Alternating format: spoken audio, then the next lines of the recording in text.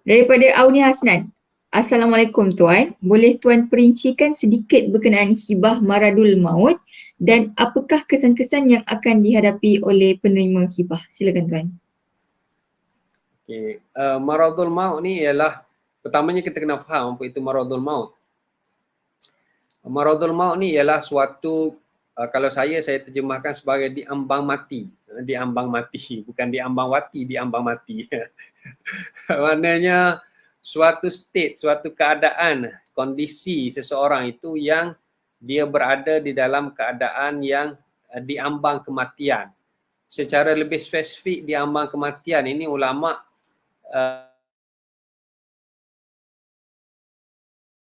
itu adalah dalam tempoh 1 tahun. Sebab kalaulah dia memang sakit dia tu boleh membawa kematian, contohnya kanser.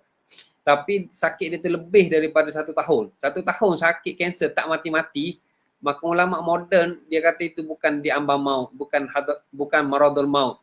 Sebab itu dia panggil sakit yang berterusan. Dia kalau ikutkan di dalam enakmen wasiat dan enakmen wakaf negeri Selangor, dia sudah pun meminda definisi maradul maut tu, dia memasukkan elemen D, iaitu sakit itu adalah dalam tempoh 1 tahun. Sebab kalau lebih daripada 1 tahun dia dikira sebagai sakit yang berterusan, dia bukan sakit maradul maut.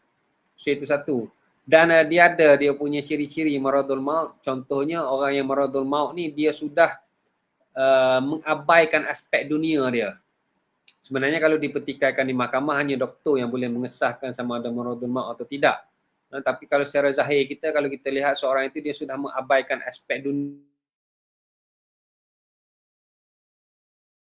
buat tak tahu soal dunia, dia sudah tak minat tengok TV, dia sudah makan tak lalu, dia sudah tak minat mengetahui membaca paper.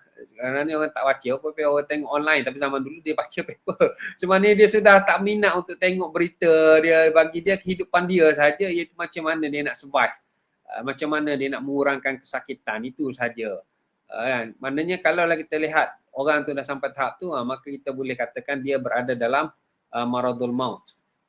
So maradul maut ini dia memberi kesan kepada hibah yang dibuat semasa maradul maut.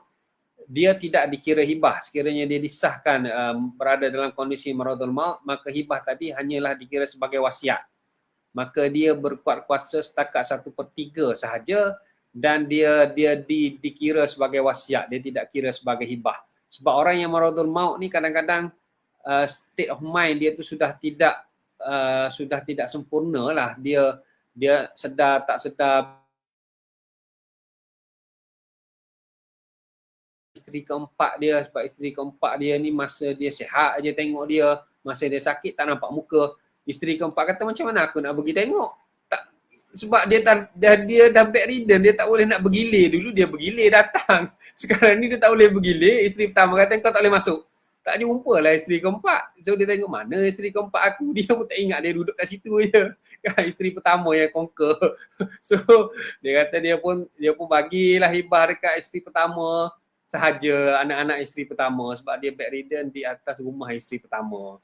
So dia menyebabkan kadang-kadang keseluruhan harta pun dia hibahkan sedangkan dia berada dalam keadaan maradul maut.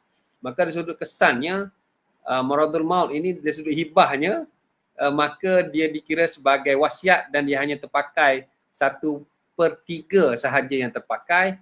Yang lebih daripada 1/3 ia dikira sebagai pusaka dan taklah dipusakakan kepada waris-waris yang lain lah, sebab kondisi dia tu kondisi maradul maut yang dia sendiri tidak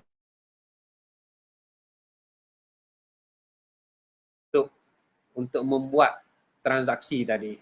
Tapi kalau dia buat wasiat, memang wasiat dia terpakai, sebab wasiat memang terpakai 1/3. Cuma hibah itu dikira pada hukum wasiat. Dia macam itulah lebih kurang dia. Saya hari tu saya bahaskan tentang COVID-19. Adakah COVID-19 ni mereka yang positif COVID-19 dikira sebagai maradul maut? Tapi rupanya tidaklah, sebab sekarang COVID-19 positif sekeliling kita, mana maradul mautnya. Kalau zaman dulu tu mungkin. So sebab tu sekarang ni kalau nak kata COVID-19 sebagai maradul maut, mungkin kita boleh klasifikasikan COVID-19 stage 4 dan stage 5 mungkin maradul maut. Tapi COVID-19 stage 1 hingga 3 mungkin bukan maradul maut. Tapi doktor yang lebih yang mana expertnya adalah doktor yang boleh menentukan lah, sebab tak semestinya COVID-19 tu jadi maradul maut, tapi dia ada stage dia lah. Sebab kadang-kadang kita terlalu takut. Oh, dah kena positif, sebenarnya bukan maradul maut, lepas tu sihat dan sebagainya lah. Sekarang lagi lah positif tu dah jadi macam biasa, kita menuju era endemik. So benda maradul maut ni kadang-kadang kita tak boleh spesifik kepada penyakit, sebab penyakit pada masa tu mungkin maradul maut, tapi bila dah jumpa obat dia tak jadi maradul maut lah, sakit tu jadi sakit yang biasa dah. Sebab tu kadang-kadang setengah ulama dia katakan TB tu sebagai maradul maut. Mungkin pada zaman dia TB tu terlalu takut orang kena TB membawa mati, tapi mungkin zaman sekarang orang kena penyakit TB tak mati pun. So kadang-kadang kita tak boleh definisikan penyakit ni maradul maut. Tak boleh, kita kena definisikan mengikut status kesihatan, bukan status penyakit tu, sebab penyakit tu berubah daripada zaman ke zaman. Wallahualam.